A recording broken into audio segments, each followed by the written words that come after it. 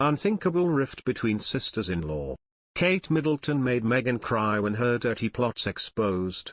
Body language expert Judy James says the relationship between the Duchess of Sussex and the Duchess of Cambridge started going sour even while they were still pretending to be close friends for the cameras.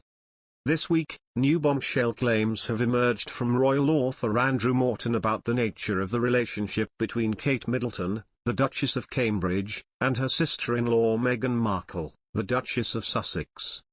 In the updated chapters of his unauthorized biography, Meghan, a Hollywood princess, Morton explains how the two women, both thrust into the spotlight, were still getting to know each other when Meghan married Prince Harry.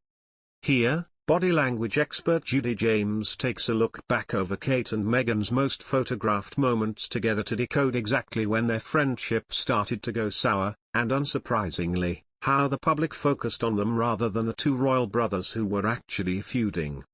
The relationship between these two royal women was built on three huge assumptions. Firstly, that they were naturally destined to be the closest of chums and allies, like Diana and Fergie were.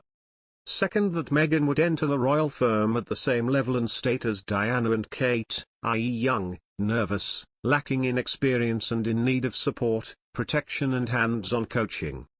And the third and biggest assumption was that William and Harry were the royal version of Jedward, the very tightest of brothers who only needed a second wife to turn their rather lopsided trio into a very idealistic Fab Four.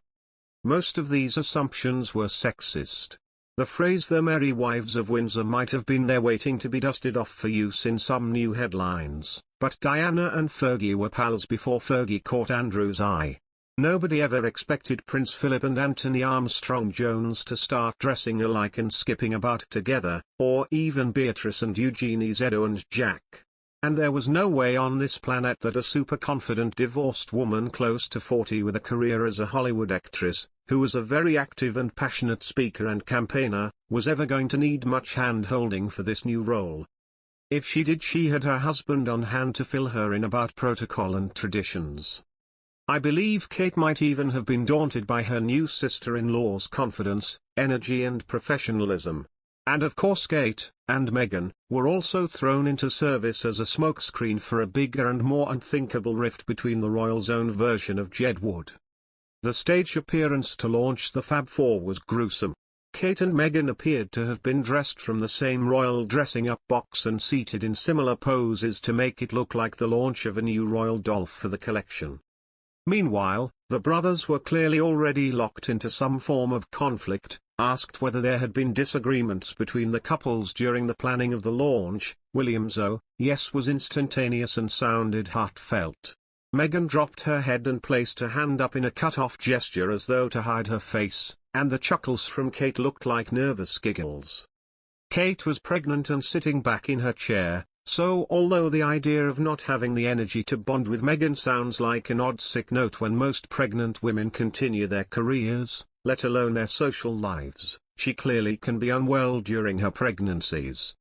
But even so, despite matching frocks, there was already a sense from Meghan and Kate's body language that Meghan's experience, passion, drive and urgency for her cause was in contrast to Kate's method of sitting back in her seat and watching the onstage sibling tussle with a polite smile.